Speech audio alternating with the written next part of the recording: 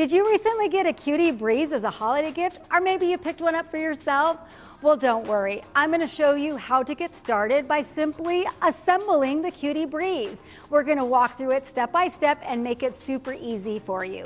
But before we get started, I want to remind you to like and subscribe to our YouTube channel because we have some great videos on free motion quilting as well as zone quilting. So if that's all new for you, you're definitely going to want to check those out. All right, let's get started.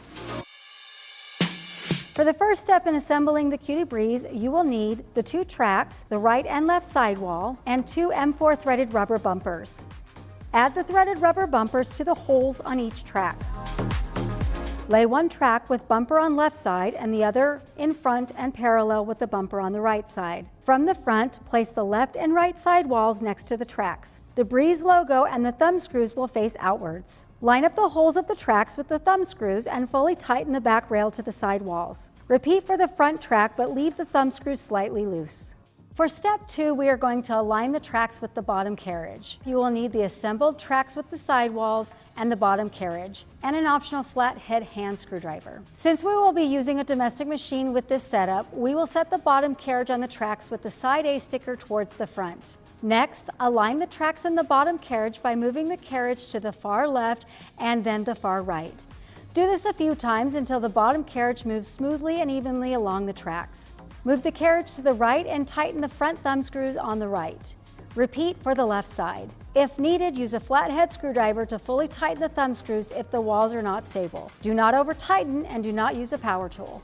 For the next step, we will be attaching the handles to the top plate. You will need the top plate, the 2 handles, the handle bracket, the M-class bobbin holder depending on what kind of machine you are using, 2 M4 by 35 millimeter hexagon screws, 4 M4 by 16 millimeter hexagon screws, and the 2.5 millimeter Allen wrench. Slide the bottom of one handle into the large hole at the back of the top plate. Align the screw hole in the handle with the screw holes on the top plate. Using 2 M4 by 16 millimeter hexi screws and the 2.5 millimeter Allen wrench, secure the handles to the top plate. Repeat for the other side. Align the handle bracket with the holes near the front and the top of the handles. Use the 2 M4 by 35 millimeter hexi screws and the 2.5 millimeter Allen wrench to secure to the handles. The handle bracket comes installed with the L-class bobbin holder. Remove and replace with the M-size bobbin holder if desired. Step 4 of assembling the Cutie Breeze is installing the top plate and adding your domestic machine. For this step, you will need 4 sewing machine clamps, the assembled top plate, and your sewing machine. Place the top plate with rear handles towards the rear of the frame and on top of the bottom carriage.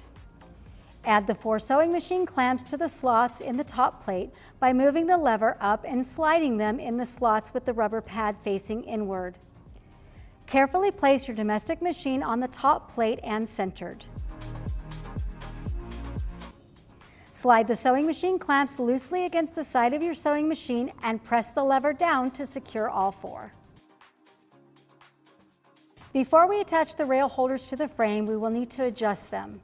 You will need the left and right rail holder, 2.5 millimeter Allen wrench, and a measuring tape. Measure the length of your machine from the chin to the inside base of the machine and write this number down. If your machine length is less than 16 inches, use the 2.5 millimeter Allen wrench to loosen the 2 M4 shoulder bolts on the towers of both rail holders. Move both towers on each rail holder to the number that matches the length of your machine as listed in the manual. Retighten each shoulder bolt with the 2.5 millimeter Allen wrench. We're now ready to attach the front rail.